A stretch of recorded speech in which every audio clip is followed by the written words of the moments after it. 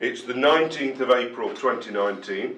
I'm David Griffin and I'm here at Derbyshire County Cricket Club and I'm talking to Bob Windsor. Bob. It's a joy to see you down here at Derbyshire. Yeah. Obviously your cricketing life has been many and varied, and I know we're going to focus on a period of your time and your cricketing life when you were at Derbyshire, but before we do that, can I just go back to your earliest connections with the game? When did you first play cricket? Well, I was a late starter.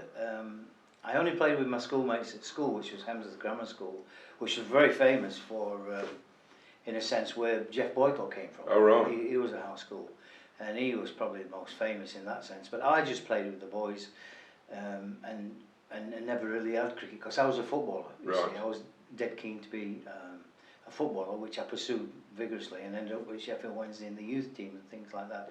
So I never really had the desire to play cricket at any great level. But then, of course, I broke my leg at Sunderland, and I'd been around about 17 and a half. I could always play cricket because I could play with my friends, you see. Yeah.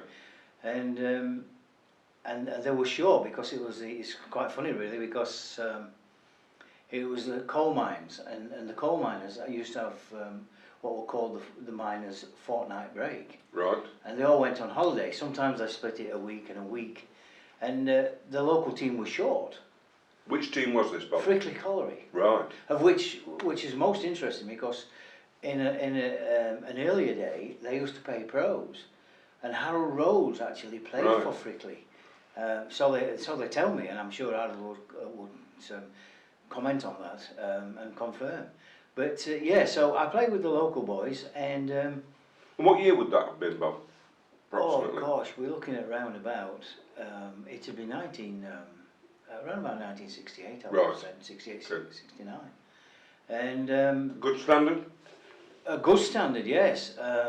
Something that I had never wanted to aspire to or anything like that, but they were short, and I remember borrowing this gear, and the miner there who got shoulders 68 degrees, 68, size 68, and every time I threw the ball in, this cuff went about 4 foot out every time I threw it. I had to roll it back up, stuff like that. And I borrowed stuff to play, and of course this was into the second week, and they were short, and they were having a tough time of it. And he said, I can always remember him now, the captain, and he said, does that ball, young'un? And I says, well, I can bowl. He says, come and have a go at this end. Well, that was the start of something for me, because I just ran in and bowled, and the next thing I know is they're clapping me off. I've got 4 wickets. Right. It's only 4, but for first time out. Anyway, next thing he says, what's that doing next week? So, and that's how I started, very, very strangely in that way, because I was still determined to be a footballer. And I played for the local team, Frickley Colliery, and I played in the FA Cup for them. They were semi-pro. They were quite good. They went to the FA Cup 3rd round against Rotherham. I was on the bench for that one. Then we played a couple of years later against Halifax Town.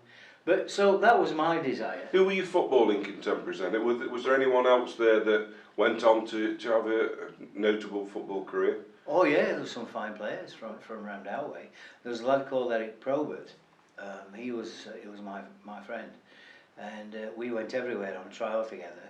And Burnley took him, and he played for Burnley at the age of 17. He was a terrific player. Sadly, he's no longer with us. But there were some fine players up from our area, a little bit older than me, were Peter Knowles and Cyril Knowles. Yeah. They were older, and then John Radford from Hemsworth. And then in my time, there was a lad called Jeff Clark, who went on to be centre half at Manchester City, and then he went up to Newcastle and Sunderland. And then there was a lad who got on with Wolves. What was his name now?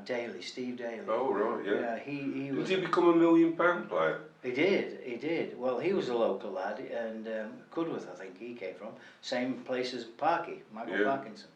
And of course the area that I was on was sort of inundated and dotted around were coal mines, and everybody had teams and this, and you know what I mean. And so it was a hotbed really of talent in many ways, What job would you have expected to go into had you not been playing sport? Was were you expected to become a miner, or had you got other ambitions Well, outside no, of sport? my mother's ambitions were probably greater than mine at that stage because I got to the grammar school, and like all grammar schools, there were, you know, they taught the classics because that's why they were grammar schools, and of course there's aspirations to go on to university and become an engineer or become a doctor or a scientist and all this.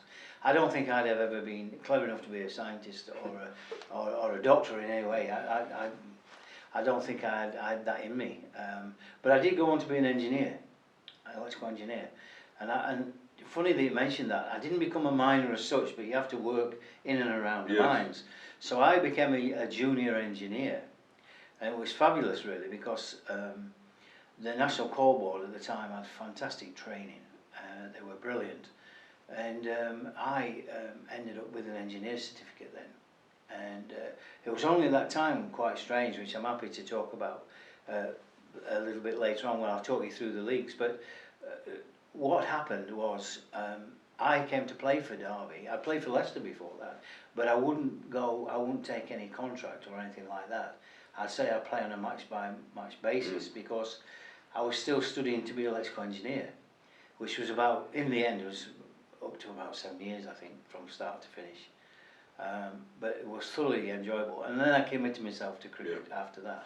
So can I just take you back then to Sure. Frickley Colliery? Yeah. So that was competitive league cricket, presumably? Yes, played it was. in one of the Yorkshire leagues? It was Yorkshire Council. Right. And it was very strong. I mean, for example, in the Yorkshire Council, I mean, in those days, Dave, and this is where I came to meet Harry Cartwright and the Derbyshire boys a little bit later on, but we were playing Yorkshire Council, and in there was a smattering of old Yorkshire players and current Yorkshire players, you know, and they were playing in the Yorkshire Council, and we played at Headingley and one thing. So who, for example, you run into bowl for Frickley, and who would be in the opposition from time to time? What sort of players? Well, I remember there was clubs, and there were all Lancashire players too. For example, Barry Wood's family played. They were all notable cricketers. They played in the Yorkshire Council. But the ones I remember at the time were people like Colin Johnson. Oh yeah, Yorkshire. Peter Squires. Yeah. Jeff Cope, Howard Cooper, people like that all played in the. So Yorkshire all that Council. side that played for Yorkshire in the 70s, didn't they? They did. They all came through, and of course then they filtered out once they started to become prominent. Of course I wasn't prominent in the Yorkshire Council. I just did very well. Until I won the Yorkshire Council, I think it was under 23 bowling award. Or was that still while you were with Frickley? Yes, and I didn't realise I'd won that, and neither did the secretary because he never informed me. What was that based on? Number of wickets in a season? Number of wickets, or and then your age, of course. And I think it was under 23. It might well have been under 21. I'm not sure in those days. But however, I got my name on the trophy, and that was it. And then, of course, your name gets branded about, and of course then there's a team in the Bradford League. Now Bradford League at the time, that did have all the best players in. There were people who came up from Notts to play, Lancashire to play, when they weren't in the county side, you know. I mean, I remember playing for my first club in the Bradford League was Spen Victoria, and we played against Undercliff. And I may as well have played against Derbyshire. Yeah, it was Lesby played then. Yes, he was. There was the lineup was this, and this is where I first got to meet Harry Cartwright. A terrific lad, Harry. Great, he was a great friend too. Opening the batting was John Harvey.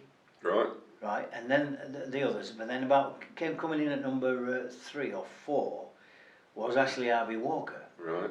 Right, and then this lad came in at number 5, and it was Harry Cartwright. And then blow me down, when he come to the bowling, there's a guy bowling called Les Bradbury. And they told me that the guy who was the wicket keeper, I just forget his name, the lad from Chesterfield, nice fella, who was involved with Chesterfield a long time. Chris Marples? No, long before him. He's passed away sadly. But he was the keeper too, but I didn't see him. I didn't get to see him. But that was my first thing, and that's where I first got the recommendation from. If you recall, playing in that league there, I mean, Then I got hunted by Undercliff. Right. Right, so they headhunted me in that sense and got me played at Undercliff, and I played there with some very good players. But in those days, Ian Moores was from Notts. He played at Pudsey. Phil Carrick played at Pudsey. David Bairstow played with me at Undercliff. You know, and all the Yorkshire, like Phil Paget, Doug Paget, ran a team called Bollino Lane, and he had all the Yorkshire, young Yorkshire players, Kevin Sharp, Bill Athy, and that was the breeding ground. Don Wilson went to play at Manningham Mills. Later on, just after my time, I think I was down here, John Snow went up to play for Bankfoot, as did Derek Underwood. Right. So that was the calibre of player, and it was a tough upbringing, and it's one that you had to perform. Just going back once more, if you don't mind, just briefly to the colliery cricket. Was it still, although you weren't a coal miner, was it still largely coal miners playing for the? They were all coal miners. Were they? Yes, it was terrific to see them all in white, and they all looked as though they got eyeliner on. Right. Because they'd all been working that Saturday morning, you know, they'd all got black around their eyes. Right. And it was terrific, you know, the comical times, but they really did value their cricket in those days. Less so now, but nearly every the fresh air and the opportunity. I was talking to somebody earlier in the project about people who worked underground, how they used to come home and love to spend hours in the garden. After they'd done an 8-hour manual shift underground, they'd do another shift above ground, and they said it was because it was fresh air. You know, after being cooped up underground, and I guess playing sport must have given them that same release from, you know, the underground confines, and then being free to play sport. Without a doubt, you're so right, because it was almost joyous. You know, they used to have shifts, and the early shift that would go down at 5:45 for 6 o'clock start on a morning. It'd come out round about 2 o'clock, and the afternoon shift would be at 12 o'clock. So there was an overlap, and they met down the pit. And the first thing they would say, "What's the weather like?" "Oh, it's fantastic. It's this, it's that," and it was almost joyous then, for the ones going home. And what they do is, they used to talk about that very thing. "I'll be in the garden all this afternoon. I'll be down at the allotment." They all had an allotment, you know. Most of them flew pigeons as well. Yeah. Oh, it was typical. I don't know. It was their life. It was never appealing to me. I had always greater ambitions than that. But the joy and the pleasure it brought to those people and those families was terrific. So was there a point where, as a Yorkshireman, you considered you're playing at this good standard of cricket, and you're coming up against some people? I mean, you already mentioned Bill Athy, who played Test cricket. Yes. Phil Sharp, Carrick, people like these sort of players. Did you have an ambition to play professional cricket, or at what point did that ambition kick in? Well, it came in a roundabout way, because when I was playing Yorkshire Council, Jeff Boycott's two brothers were playing. Not in the same side as me, but I played against them. And Tony, one of Jeff's brothers, Jeff always wanted somebody to bowl at him at practice. Jeff amazed me, because Jeff would bat from sun up to sundown, without a question. And he always was looking for people to bowl at him. And Tony somehow or other put me forward. And I became good mates with Jeff, quite frankly. I know he's not always got great mates, Jeff, but he was so, within himself, he had that desire, he wanted to be the best in what he could be. And I can't fault him in that when I think about that as my life as a coach now. Selfish, yes, I suppose there comes a degree of selfishness within that. But anyway, I used to go with Jeff day in, day out, weekends, and bowl at him. And where would this be at? This was at a place called Johnny Lawrence's. He always went there. Now, Johnny Lawrence were a dear old leg spinner, and he always looked like a fisherman. He had a white, he always seen with this white jumper and this collar, and he looked as though he could be on a boat bringing the fishing from Bridlington or Whitby. And he played for Somerset, Yorkshire and Somerset. He was a very good leg spinner, and he was a good coach too. And Jeff believed in Johnny, and he always went to him and to iron floors out and this, that and the other. So we went to Johnny Lawrence's, which was at Wakefield, and I bowled hour after hour after hour. What was Boycott like in the nets? Did he bat as though it was a test match? Did he, or Every did he time. free himself up? He played the No. same way. Every time. Really? Yeah, and I can recall that for one series, and I'm trying to think which it was, in the indoor nets at Johnny Lawrence's there were those mosaic tiles and shiny, you know, they're Yeah. like the old school hall as it Yeah. were, you know, and Jeff, I can remember Jeff saying, I want you to come and bowl at us. He says, but I want you to bowl off 20 yards and it's without the mat. We're having the mat rolled up. I'm going to bowl. I want you to bowl on the shiny surface. He was obviously preparing for some quick stuff somewhere. He said I have to be ready for Lillian Thompson, and Yeah. he named a few more of Yeah. the West Indies. And he says, and I've got to get that pace right. And that was his determination.